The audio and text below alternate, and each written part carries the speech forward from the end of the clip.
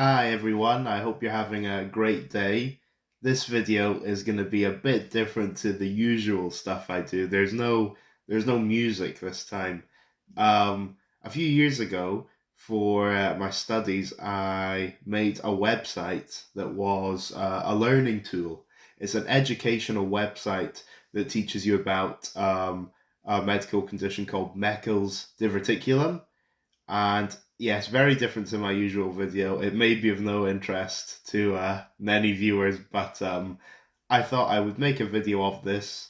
It is a website I made on Wix, and I'll put the link in the description. Just because I'm really proud of what I made here, and it took a lot of time. And I thought I would share what I've achieved, and hopefully, um, someone might stumble across it who finds it quite useful. But here we go. Meckel's Diverticulum.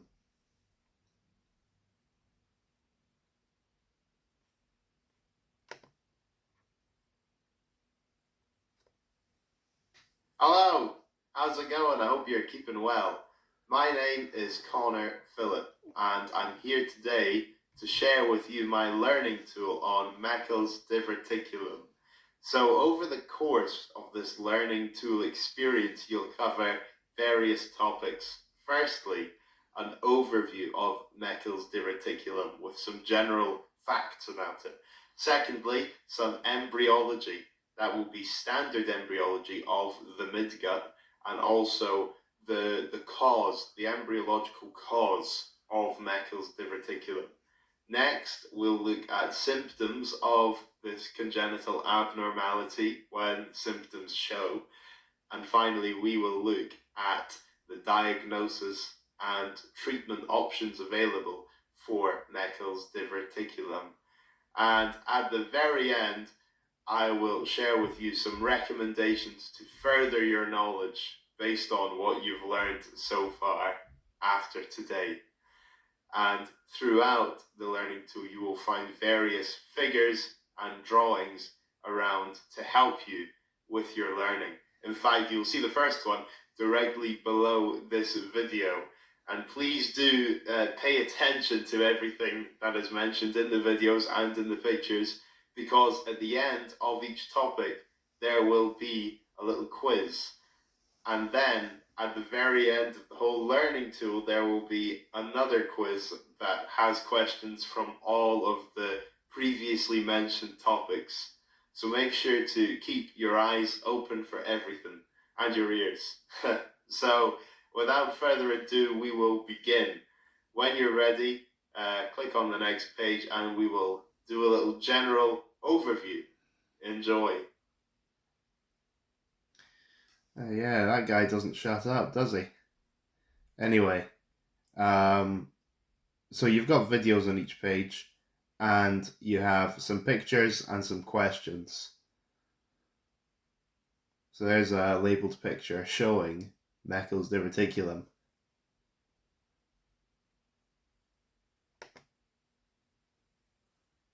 Next page.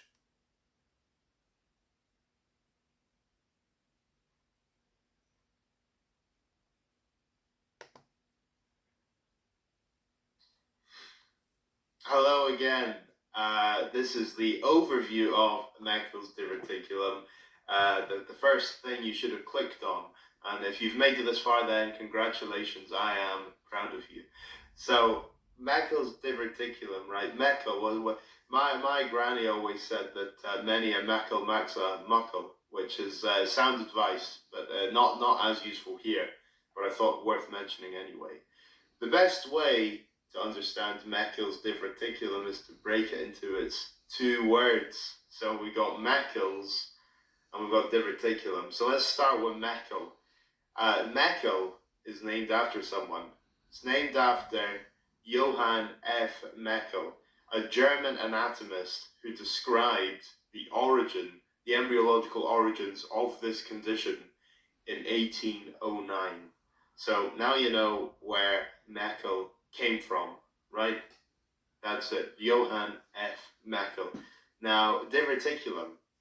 So Meckel's diverticulum is a type of diverticulum, but what are diverticulums as a whole?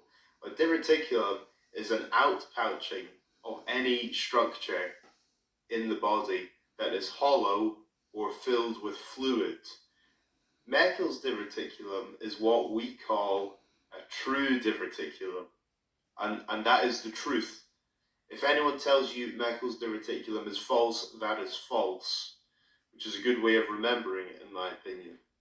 A true diverticulum has all the layers that the tube would have. So in the case of Meckel's diverticulum, which is in the midgut, in the terminal ileum specifically, it has all the layers of the intestinal wall, right? It has all those layers. These are mucosa, submucosa, and muscularis propria. A false diverticulum would only include mucosa and submucosa without the muscular layers or adventitia. An example of a false diverticulum is diverticulosis, and you can see the difference between a true diverticulum and a false diverticulum in this picture down there. It should hopefully be there if I'm pointing in the correct direction. That shows you the difference between true and false. And to see the layers of the intestinal wall, you can look at the picture there or the picture there. The picture on your left or my right, and the picture on my right or your left as well. They should both be very helpful. So Meckel's diverticulum is the most commonly occurring congenital malformation of the gastrointestinal tract. And the cause of this, it results from incomplete obliteration of the vitelline duct or the omphalomesenteric duct. There's a lot of information regarding Meckel's diverticulum, but don't worry, there is a very convenient way of remembering it. And all you need is your two fingers. That's it, because this is the rule of twos that we're going to cover now. And if you remember the rule of twos, you could just stop watching now. You know everything. You know everything. This is so useful. So useful. Found in 2% of infants. It is 2 feet proximal to the ileocecal valve, 2 inches in length. Symptoms generally appear before the age of 3. Now, two. It has 2 types of ectopic tissue, which means tissue from another organ, such as the stomach or the pancreas, and twice as common in males. Now, for that final one, it's twice as common in males. That applies to symptomatic cases of Meckel's diverticulum, which is roughly 15% of cases. In asymptomatic cases, it's equal. But nevertheless, it's a very handy memory tool. So to recap, 2% of infants, 2 feet proximal to the ileocecal valve, 2 inches in length, symptoms appear before age 2, 2 types of ectopic tissue, and twice as common in males.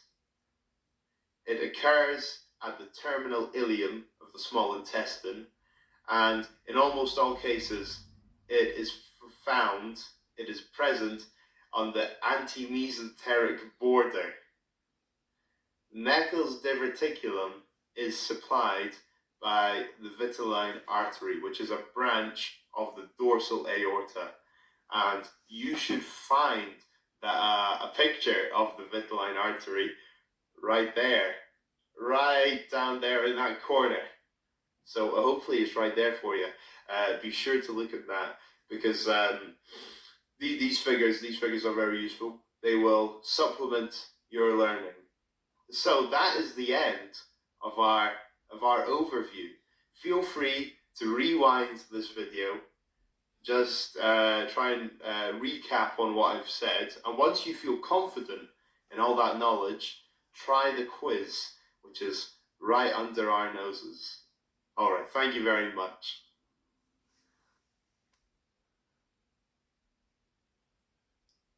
So, got some questions here. We'll just go through them together. Who is Meckel's diverticulum named after? He described the embryology of the condition in 1809. So was it Meckel Schumacher, Mr. Michael Meckel from Muckert, Johann Friedrich Meckel, or Johann Sebastian Bach? So it's this one. And I think it'll tell us at the end if we got them right. Meckel's diverticulum is a false diverticulum. I can't remember this one now. No, I think it's true. No, that's false. Which of these is not part of the rule of twos when describing Meckel's diverticulum? 2 inches in length, 2 people have it, 2 types of ectopic tissue, 2 feet away from the ileocecal valve. It's the second one. There's more than 2 people with it. Almost all cases occur at the mesenteric border. I think that's true, I can't remember. Which vessel supplies Meckel's diverticulum? What's it a branch of? So we just look here, it's the vitelline artery. I think that's this one. Testing my knowledge here, I really don't know. In which part of the digestive tract is Meckel's diverticulum found? I think it's the terminal ileum. Meckel's diverticulum results from the incomplete obliteration of which duct? Now that is the first one. What's a true diverticulum consist of? So it's all the layers which we had up here. All of the layers.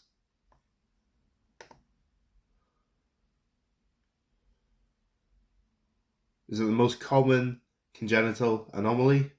Yes, it is. And look at this one. Is that true or false? Maybe there's a picture that can help us. I don't know. But I think that's false. The underlying genetic cause has been determined. Don't know. Write down as much as you can remember from what you've learned so far. That's the most important thing.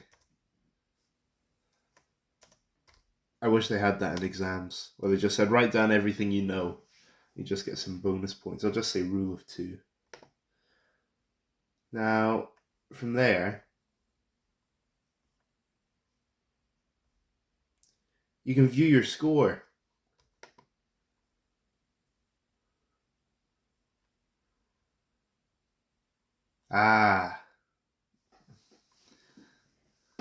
Need to brush up on my knowledge. So when you go through this learning tool, you can get feedback on how you perform.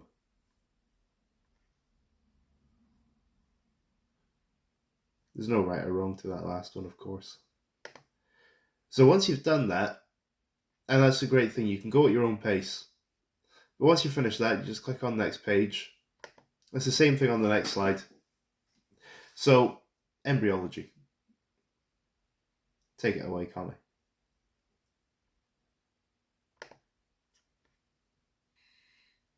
Hello, me again. Hopefully at this point you have looked at the overview page, you've watched that video, you've tried the quiz on that page, hopefully you found it fun and maybe even learned something. Now you can look at embryology, which is where we are now. And of course, with Meckel's diverticulum, it is a congenital abnormality. So embryology is so important.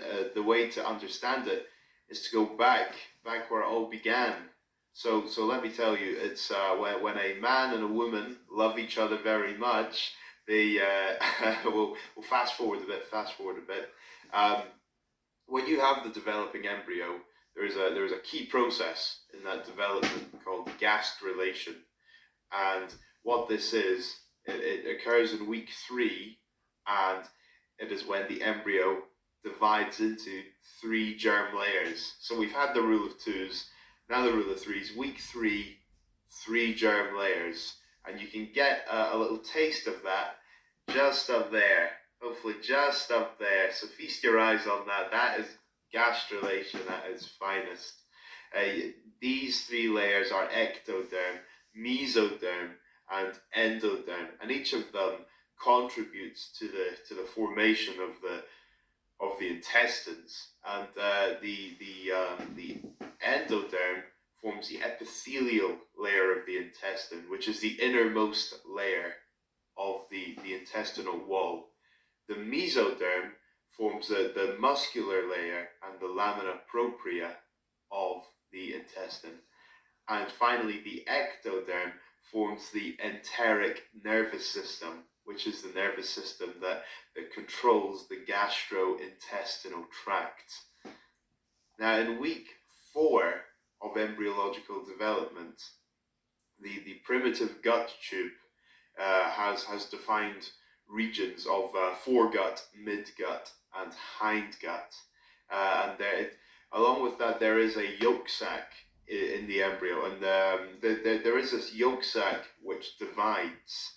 One part remains a yolk sac, whereas the other part is the primitive gut tube. Now, the yolk sac is connected to the midgut lumen by the vitelline duct or the omphalomesenteric duct, and you should see it right up there. Right up there is your vitelline duct or your omphalomesenteric duct, connecting the midgut lumen with the yolk sac. That is very important. Just remember the name of that duct, vitelline duct or omphalomesenteric duct, whatever you prefer. I know what I prefer.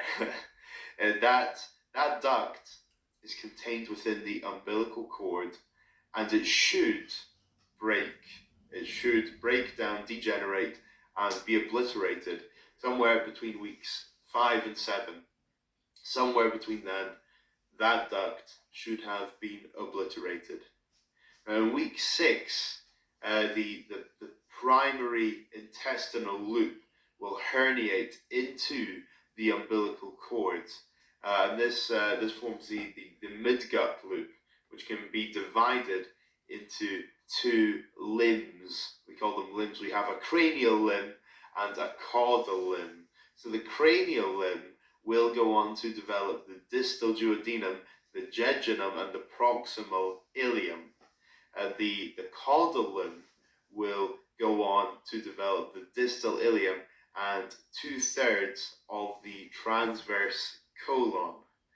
Now, in week 10, this primary intestinal loop should retreat and move away from the umbilical cord that it was once very close to. And as it retreats back into the abdominal cavity, the proximal jejunum does a rotation of 270 degrees, which I think is just spectacular, honestly. It can be a difficult thing to describe, but fear not, we do have a picture of this entire process right there, just right there. So I hope you enjoy that. That took a little while to draw. There is the intestinal looping, which is a lot of fun. And now we've discussed standard embryology, but of course it doesn't always go correctly. It doesn't always go as planned. So what could cause Meckel's diverticulum to occur? Firstly, the most important thing to mention is that the genetic cause of Meckel's diverticulum has not yet been determined. That's slightly separate to the embryology, but I feel it's worth mentioning that at the moment the genetic cause has not been determined. That is yet to be discovered. What causes Meckel's diverticulum is if the vitelline or omphalomesenteric duct remains. If that remains, it should have been obliterated between weeks 5 and 7, but if it remains, that could cause Meckel's diverticulum. It could also cause other congenital conditions, such as umbilical sinuses, fibrous bands, or an omphalomesenteric cyst. And thankfully, we have got another picture right there, right now. There is a picture of some other conditions that can occur due to the failure of the vitelline duct to obliterate. That will cause Meckel's diverticulum, that will cause these other conditions right there as well, which is why it's so important for that to hopefully get obliterated. That concludes the embryology section of this learning tool. Feel free to rewind this video in case I was talking too fast. Make sure you're really up to scratch with all the knowledge. Really focus on all these pictures scattered around me. They will help you in the quiz, I guarantee it. And once you feel confident, take all the time you need. Once you feel confident, you can attempt the quiz that is below us, but it's not beneath us. I mean, we really should do it. I hope you have fun. Thank you. So again, you've got more questions. I won't go through them all this time, just because life's too short. You get the idea, but it's the same as the previous page. You do the questions and then you get feedback immediately after. You can read through the questions there.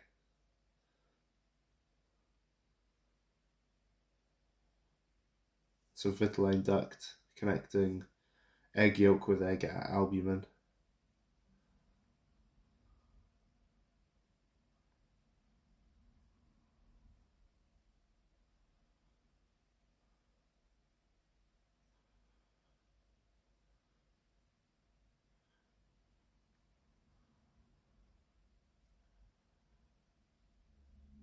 And again, a question at the end.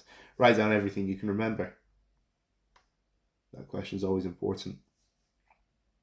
So you do those questions, you get your feedback. Move to the next page. Symptoms.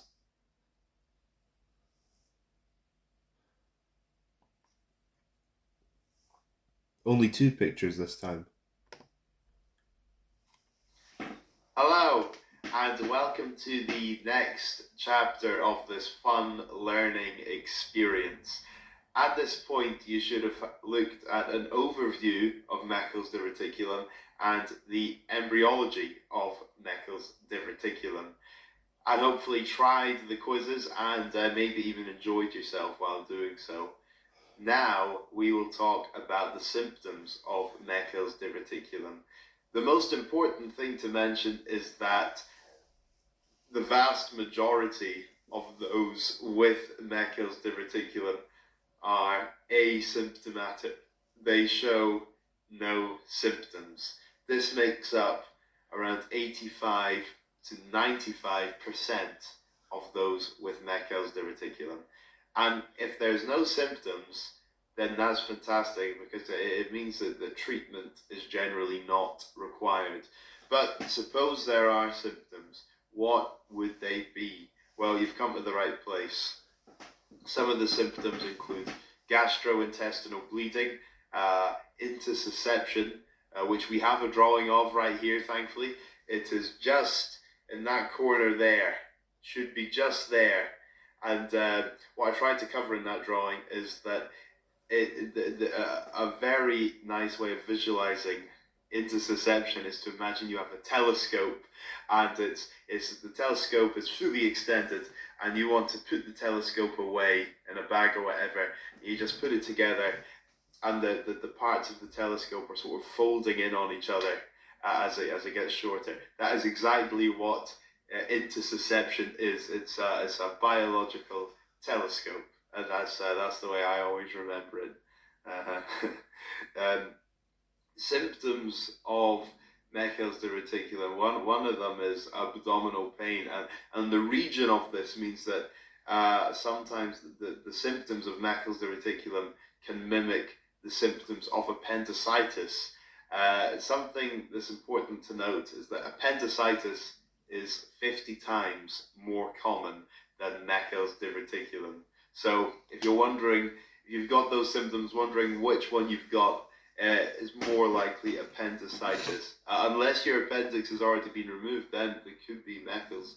Meckel's diverticulum is a condition that is people might think they have it when they rarely do, because there's sometimes overlap with other conditions. With some other symptoms, you've got navel tenderness, also bowel obstruction, and diverticulitis, which is swelling of the intestines.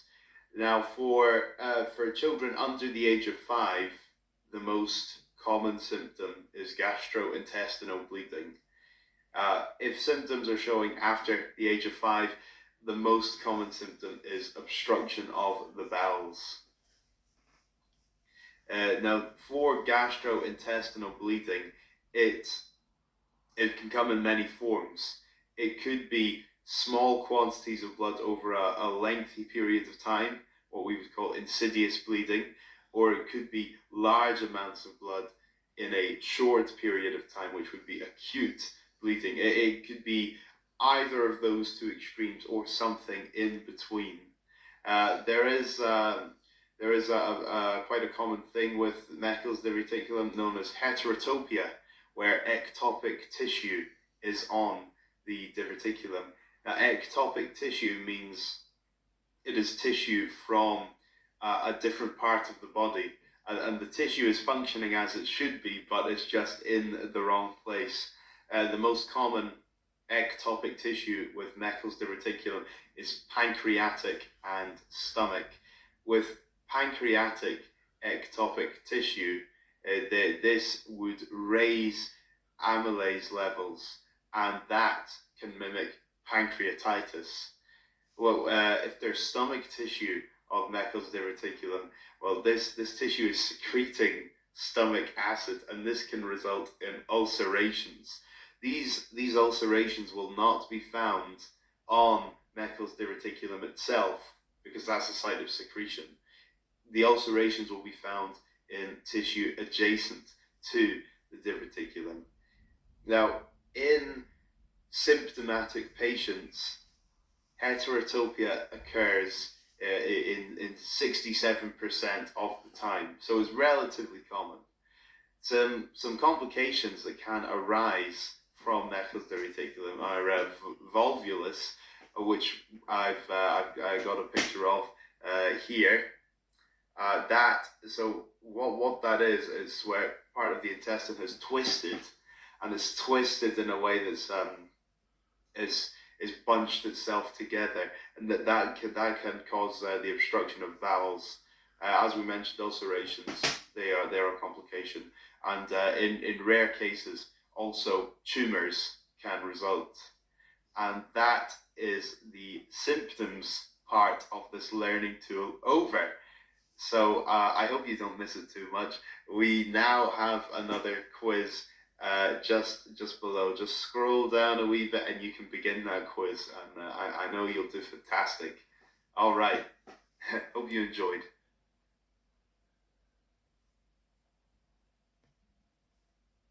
So again, you've got some questions, and you'll get feedback after.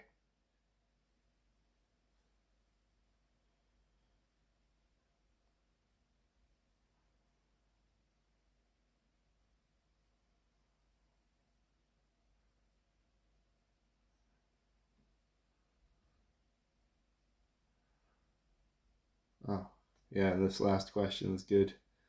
What complication is this? And just think about what could help you in the surrounding. What could help you. And write down everything you know, as always. Then you go to the next page. This the diagnosis and treatment. Again, we have two pictures. Hello. If you've made it to this point, then well done. We are at the final topic of the learning tool. Thank goodness. Diagnosis and treatment. So at this point, you should have looked at the overview, the embryology, and the symptoms, and attempted the quizzes associated with each topic. If not, please go back, do that stuff, then come back here. All right, to those of you who have actually done that stuff, we will begin with diagnosis and treatment. So there are many diagnostic techniques for Meckel's diverticulum that include technetium scanning, colonoscopy, capsule endoscopy, which we have a picture of right here. That is where you swallow a pill with a camera inside, and that goes inside you, visualizing your inner intestines. It's a very, very clever thing. We have double balloon endoscopy, angiography. That's angiography. That's not geography. It's angiography. And we also have Meckel's scan. Now, Meckel's scan is the most effective diagnostic technique when gastrointestinal bleeding is a symptom. And as you know from the previous video, gastrointestinal bleeding is the most common symptom in patients under the age of 5. So as a diagnostic technique, Meckel's scan is fantastic. And when Meckel's diverticulum is diagnosed, if it is diagnosed, 6.4% of cases will require treatment through a process known as diverticulectomy, which just means removing the diverticulum. This can be done by resecting the diverticulum or by resecting the diverticulum and also the surrounding healthy part of the intestines, if necessary, and then the remaining parts of the intestine are reanastomosized. They are stuck together again. They are pieced together again, so that the intestines is complete. Diverticulectomy has a 5% mortality rate. It can be performed using open surgery or laparoscopy. It should also be noted that these surgical techniques can be applied therapeutically, but also diagnostically. And perhaps another surgical procedure could be performed, and then during that procedure, the diverticulum is spotted. So there's also diagnostic benefits to these surgical techniques.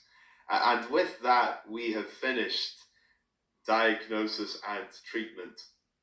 So at this point, you can attempt the quiz that is just below this video, and after that there will be a final quiz on the following page, and that will have questions from all of the topics previously discussed. So have a go at those quizzes, and of course, as always, feel free to rewind this video and re-watch it again if you missed anything.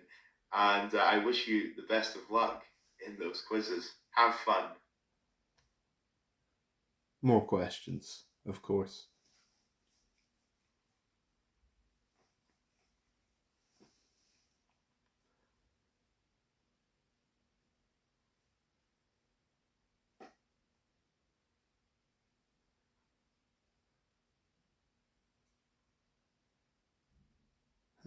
Yeah, there might be a picture that helps you with that question. And with this question.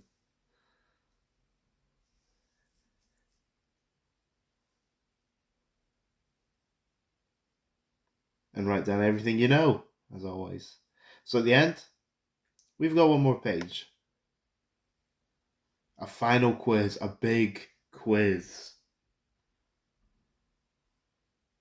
that recaps everything.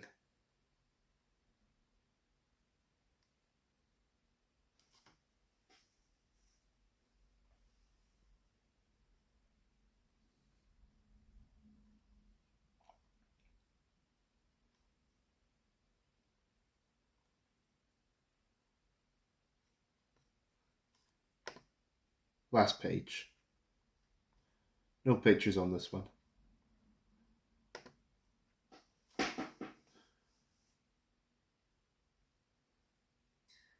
Hello. Well, look at that. Time truly flies when you're having fun. You have now successfully completed the entire learning tool, which is no mean feat. And to congratulate you for your perseverance, I would like to humbly reward you with my bowels. These are my bowels. I eat various things out of these. I eat chili. I eat curry. I eat porridge, and on occasion I eat iced cream. This is the end of the learning tool, but it should not be the end of your learning. So, to further your knowledge, I'd like to recommend some topics that you can look into. And of course, make sure you always look at more than one source and make sure the sources are reliable and robust. Peer-reviewed literature is the best literature. Some topics you could look at include other types of diverticula. We've only covered one in this learning tool. Other congenital abnormalities of the GI tract. We've only covered the one. Other complications of the vitelline duct not obliterating, such as the omphallomesenteric cyst we mentioned earlier. Conditions with similar symptoms to Meckel's diverticulum, appendicitis or pancreatitis. Look into those conditions. See if you can learn anything. And also the various diagnostic techniques for Meckel's diverticulum. What other conditions can they be used to diagnose for? And what conditions can they not be used to diagnose for? And why is that? Well, find out for yourself. Get looking. And most importantly, have fun when you're doing your reading. And I hope you enjoyed this learning tool. Thank you for your attention and goodbye. So, that should be the end. With the references at the end, of course, always show your references. And that's everything. Thank you so much for watching. I hope that was of some use to someone. If you know someone that would benefit from this learning, send it over to them. And there's a link to the website in the description. It's just made with Wix, free to use. Anyone can use it, it's good. Hope you enjoyed that, and there will be some more music videos coming again soon. This was just a one-off. Have a great day.